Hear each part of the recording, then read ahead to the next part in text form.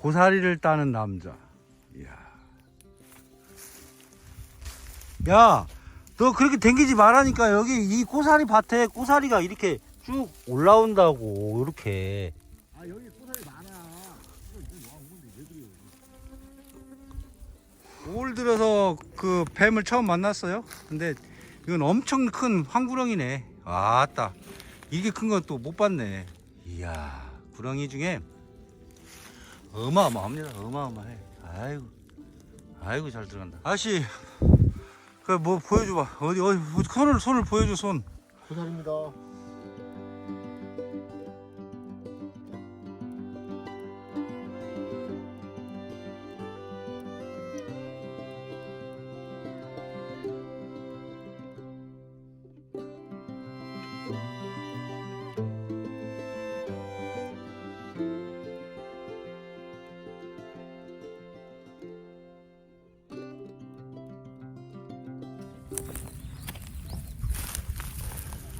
아, 방금 암자 뒷산에서 고사리, 그다음에 다래순, 엄나무순, 그다음에 참두루 한 그 봉지 따왔습니다.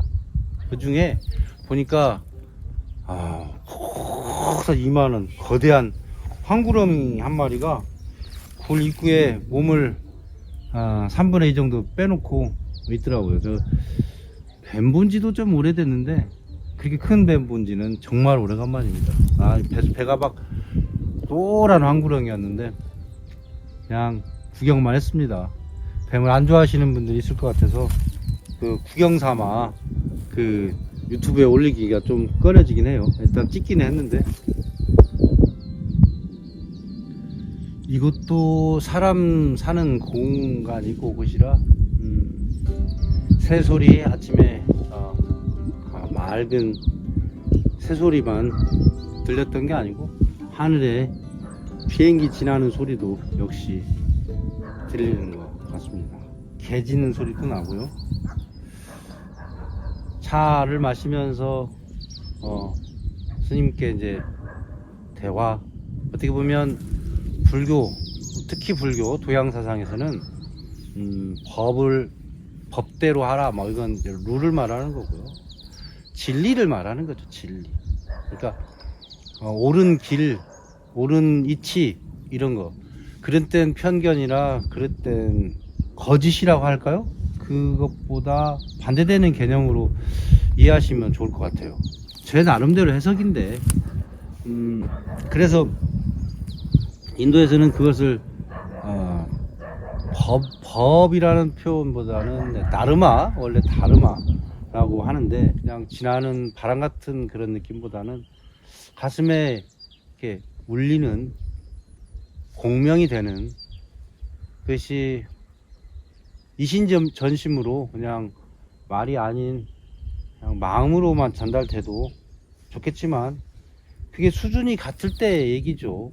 예를 들어서 공명이라 하는 것도 그 파장이 같아야 울림이 같이 오는 거지, 전혀 다른 딱딱한 뭐 나무라든지 또는 돌멩이라든지 이런 것도 일정한 리듬에서 울림은 있겠으나, 그 우리 공명기 옛날에 어릴 때 있었잖아요. 그건 이게 땅 치면 저뒤 울리는 소리로 반응하는 그런 성분이나 성질의 것이 서로 이렇게 연결되듯이 열어놨느냐, 그냥 준비가 돼 있느냐라는 거죠.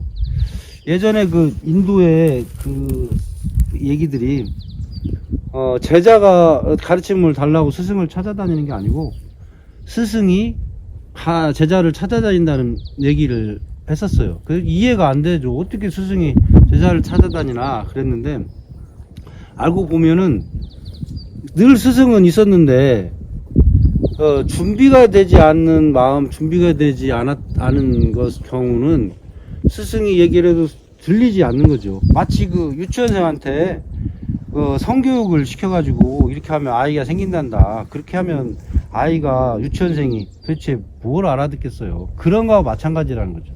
그러니까 때가 되지도 않고 무르익지도 않았는데 뭐 사과를 이만하게 생겼는데 사과 먹고 싶다고 따면 사과 맛이 납니까?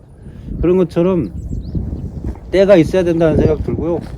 또 한편으로는 금방 말씀드린 것처럼 내가 마음을 열지 않았으면 아무리 거기다가 두들겨도 문이 안 열리는 것 같습니다. 그러니까 아까도 금방 제 잘 아는 지인 한 분이 메시지를 보냈는데 뭔 뜻인지 모르겠어요.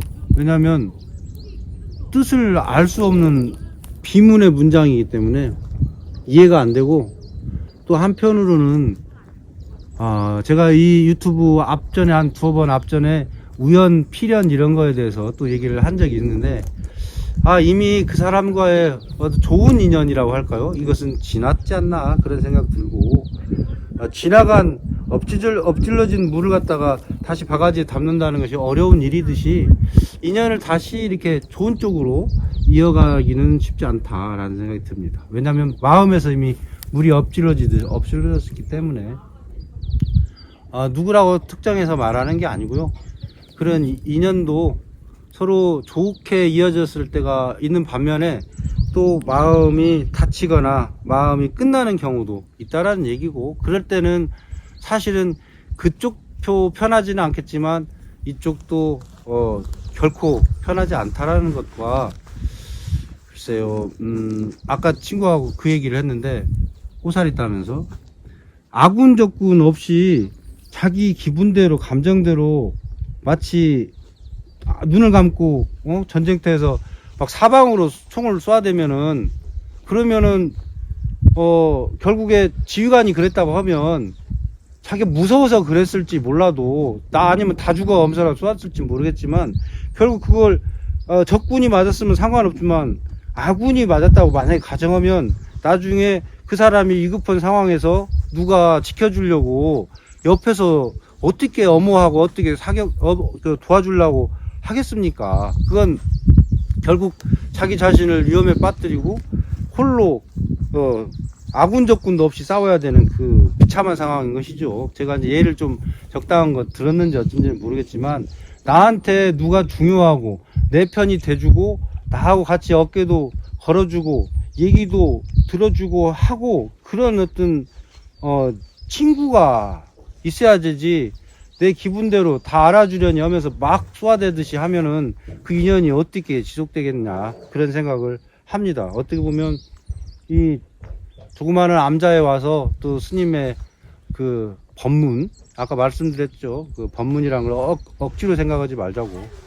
좋은 말씀이면 법문인 거죠. 그래서 그런 얘기 들으면서 저도 마음에 울림이 있고, 또 이 새소리 들으면서 조용히 이렇게 명상하도 있어야 되는데 저도 막 하고 싶은 마음이 막 생겼나 봅니다. 어쨌든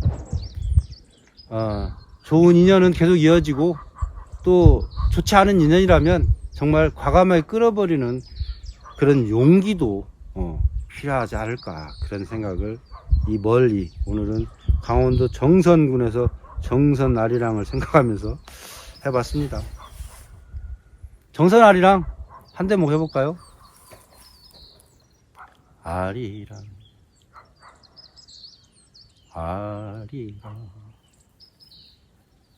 아라리요.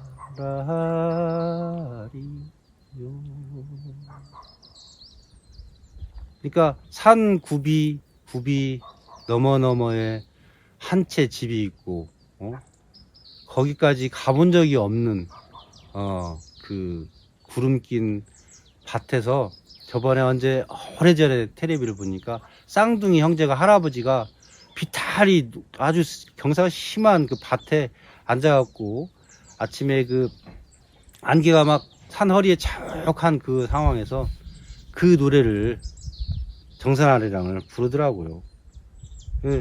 참 느낌이 막 뭉클뭉클했습니다. 그 에우라지 강도 마찬가지예요.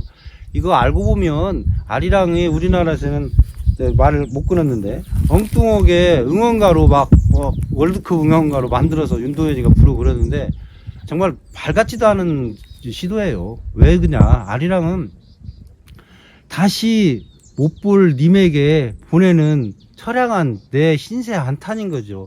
왜 날 두고 가셨어요, 날 두고 가셨어요, 울고 있는 거지. 그게 월드컵에서 골 넣었다고 하는 게 전혀 관계없는 무관한 노래를 갖다 하고, 그걸 또 우리나라 사람들은 니네 나라 대표 노래 뭐냐 그러면 아리랑이라고 말하면서도 아리랑의 뜻도 모르고, 아리랑은 다시 돌아올 수 없는 그 존재, 님, 이것을 가슴에서 부둥켜 안고 꺽꺽 사귀고 있는 그 한이에요.